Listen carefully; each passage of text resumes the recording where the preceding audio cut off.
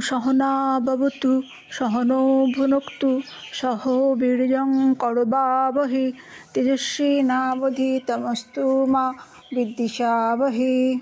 প্রিয় ভাই বোন বন্ধু গুরুজন সকলকে ভালোবাসা এবং শ্রদ্ধা জানাই। আজকে আমরা শুনছি তোমার প্রকৃত বন্ধুকে তুমি কোথায় খুঁজছো। সে যে তোমার অতি নিকটে, তোমারই হৃদয়ে, তোমার কাছটিতে। সে যে তোমারই মনে, যে তোমায় হাত ধরে নিয়ে যায় তোমার নিজ নিকেতনে। কোনো এক সুদূর অতীতে তুমি তার হাত ছেড়ে নেমে এসেছিলে, হারিয়ে গিয়েছিলে জগতের ভিড়ে, অসংযত মনের কুহেলিকায়। সেই বন্ধুকে তুমি আবার চিনে নাও, তার হাতটি ধরো, ফিরে যাও তোমার অতি আপন শান্তিনিকেতনে। তোমার সেই মন সব জটিলতা ভুলে, সব মরীচিকার হাতছানিকে পিছনে ফেলে তোমায় স্মরণ করিয়ে দেবে তুমি এবং ভগবান আলাদা সত্তা নও, তোমার মধ্যেই তিনি, তার মধ্যে তুমি। তোমাকে নিয়েই তার জগৎ সংসার, তাকে নিয়েই তোমার আনন্দ মেলা। সেই মন তোমাকে সব অবস্থার মধ্যেই বিপাকে না ফেলে, আত্মবিস্মৃত না করে তোমাকে স্মরণ করাবে। সব পরিস্থিতিই তাঁর আশীর্বাদ, তাঁর কৃপাধামে পৌঁছবার সিঁড়ি বিশেষ। এমন কোনো ভীষণ পরিস্থিতি জীবনে আসতে পারে না যার পিছনে পরম মঙ্গলের বীজ লুকিয়ে নেই। কেবল তোমাকে চিনিয়ে দেওয়া, ধরিয়ে দেওয়া, যে মন তোমাকে সর্বদা স্মরণ করিয়ে রাখবে সেই পরম মঙ্গলময় সদাশিবের কৃপামূর্তিকে, স্থাপনা করবে অটুট বিশ্বাস শ্রীগুরুর রাতুল চরণে। তোমার পরম মিত্রস্বরূপ সেই মন কিন্তু সর্বদাই ইতিবাচক, তোমাকে তোমার দিব্য সত্তার থেকে কখনো বিচ্যুত করবে না। যতই তুমি তোমার মনকে বন্ধুরূপে চিনতে চেষ্টা করবে এবং পবিত্র হবার সংকল্পে দৃঢ় হবে, ততই তোমার মন পরিশুদ্ধ হবে, আলোকময় হবে। সেই মন সর্বদাই প্রভুর কৃপাপ্রসাদ লাভের জন্য চির উন্মুখ, তার সঙ্গে যোগে যুক্ত হবার জন্য সদা সচেষ্ট, সেই পরম আনন্দধামে পৌঁছবার জন্য সদা উদ্গ্রীব। ভগবানের এত করুণা, এত কৃপার ছটা এই মন আকর্ষণ করতে পারে যে মনের সঙ্গে মিত্রতা না হলে সেই সত্যের খোঁজ পাওয়া কঠিন। ভগবান শ্রীকৃষ্ণ গীতাশাস্ত্রে এমনই বন্ধুর কথা এবং তাকে কেমনভাবে পাওয়া যায় তার কথা শুনিয়েছিলেন অর্জুনকে। কিন্তু আমরা সকলেই অন্তরের চিরসখাকে না পেয়ে দইয়ের স্বাদ ঘোলে মেটাবার আশায় বাইরে খুঁজি সেই মিত্রকে, সেই বন্ধুকে, যে আমাদের বিপদে আপদে সুখে দুঃখে আমাদের পাশে এসে দাঁড়াবে, যাতে আমরা সমাজে সসম্মানে বিত্ত যশ ইত্যাদি লাভ করে সফলকাম হতে পারি। কিন্তু সারা জীবনের বহু প্রচেষ্টার শেষে আমাদের উপলব্ধি হয় যে তেমন মিত্র পাওয়া বড় কঠিন। কারণ বন্ধু কেবল মনুষ্যদেহ নয় বা কেবল কোনো প্রাণী নয়, সে যে মনই যেসব থেকে চঞ্চল এবং পরিবর্তনশীল। তুমি কখনোই জানতে পারো না যে তোমার সব থেকে প্রাণের বন্ধু কোন মুহূর্তে কোন স্বার্থের আঘাতে তোমার সব থেকে বড় শত্রুতে পরিবর্তিত হবে। এমন ঘটনা তো আমরা বহুমুখেই শুনে থাকি। আমরা যদি আমাদের নিজের মনকে বিশ্বাস করতে না পারি, তাহলে আমরা কাকে বিশ্বাস করব? সাধনা তাই তোমার মনকে কেন্দ্র করে, তোমাকে কেন্দ্র করে, তোমার অন্তরে। নিজের মধ্যেই ডুবুরি হয়ে ডুবতে হবে, তবে তো কত রত্নধন পাওয়ার পথ খুলবে। একমাত্র সেই মনই তোমার পরম মিত্র, যে বিবেকের বাণী শোনে এবং তোমাকে সন্মার্গে পরিচালনা করে। সেই মন জীবনের মূল উদ্দেশ্য ভুলে বিপদগামী হয় না, সর্বদা সচেতন।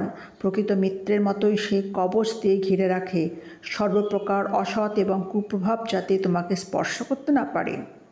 একমাত্র সেই মনই তোমার প্রকৃত বন্ধু, যে মন নিত্য সাধননিষ্ঠ, যোগাভ্যাসরত এবং ঈশ্বরের ধ্যানে শুচিস্নাত। যে মন তোমাকে ভগবানের নাম জপায়, তাঁর লীলার ধ্যানে কিংবা শাস্ত্র স্বাধ্যায়ের মাধ্যমে নিত্যশুদ্ধ অবস্থার দিকে এগিয়ে দেয়, ভগবত ভক্তিরসে সিঞ্চিত করে, এমন মন তোমাকে কখনোই প্রতারণা করে না, বরং সত্যে প্রতিষ্ঠিত করে। জীবন সংগ্রামে সব থেকে বন্ধুর পথে চলতে গিয়ে যখন ক্ষতবিক্ষত হতে হয়, যখন সব থেকেও মনে হয় কিছু নেই, কেউ নেই, তখন এই মনই তোমার প্রকৃত সখা, অচ্যুত সখা বিপদের দিনে তোমাকে ত্যাগ করে না, বরং পথ দেখিয়ে মনের শক্তি সঞ্চার করে এগিয়ে নিয়ে চলে। ব্যবহারিক দৈনন্দিন জীবনে কত কিছুই ঘটতে পারে। বাইরের পরিবেশ পরিস্থিতি যে কোনো মুহূর্তেই প্রতিকূল হতে পারে, কিন্তু কেউই শেষ কথা বলতে পারে না।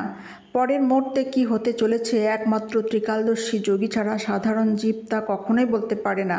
যা কিছু আমাদের বাইরে, রূপ, রস, শব্দ, স্পর্শ, গন্ধের পঞ্চবিষয়ের জগৎ সংসারে সবই নিয়ত পরিবর্তনশীল। এমনই কঠিন পরিস্থিতির মধ্যে আমাদের প্রকৃত মিত্রকে খুঁজতে হবে। ভগবান ধ্যান যোগে বললেন, কোথায় খুঁজছ?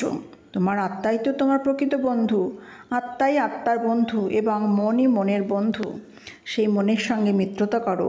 নিজের মনের সঙ্গে সখ্যতা করে তাকে সংযত করে তবেই বাইরের জগতে বন্ধু খোঁজো, তার আগে নয়। যখন তোমার মন তোমার মিত্র হবে তখন দেখবে তোমাকে আর বন্ধু খুঁজতে হচ্ছে না, বন্ধুরা তোমাকে খুঁজে নিচ্ছে।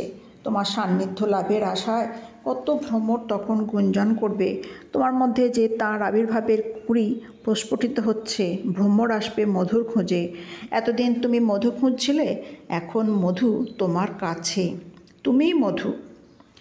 আমরা নিজেদের ভালোবাসতে শিখলে এক অদ্ভুত জগতের দ্বার আমাদের কাছে উন্মোচিত হবে।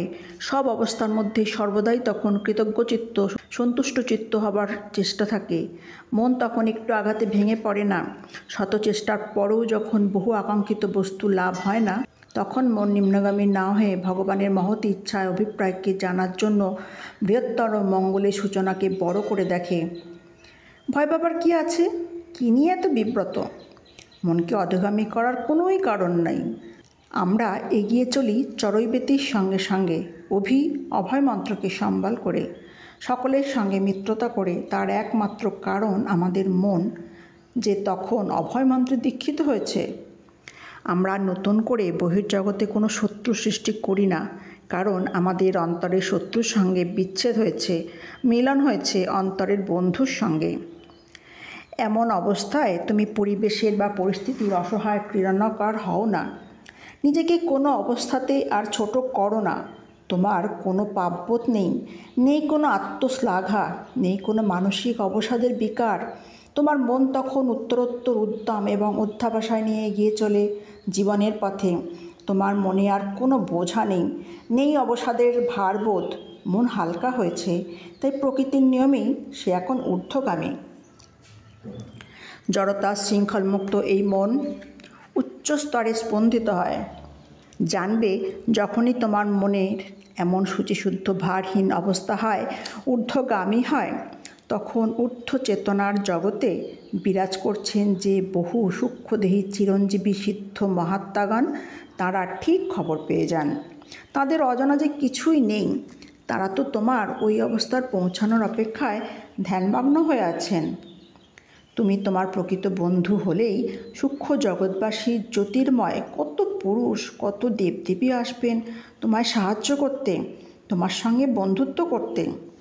এই অবস্থায় তোমার মনেই তুমি শুনতে পাবে কত সূক্ষ্ম জগৎবাসী মহাপুরুষদের অমৃত বাণী। তাদের সূক্ষ্ম প্রেরণা, অলৌকিক মহিমা প্রকাশিত হবে তোমার ওই শুদ্ধ মনের আধার থেকে। তাদের কৃপা ঝরবে অঝরে তোমার সর্বসত্তায়। সব মাধুর্য, সব ঐশ্বর্য অপেক্ষা করে আছে কবে তুমি মনের ওই সূক্ষ্ম ও পরিশুদ্ধ ভূমিতে পৌঁছাবে। দেখবে তখন মহাপুরুষেরা তোমাকে পথ দেখাবেন। গুরু তখন তোমার অন্তরে প্রকাশিত। তুমি বুঝবে জীবনের সার বস্তু কী। আনন্দের উৎসের সঙ্গে তখন তুমি যুক্ত হবে।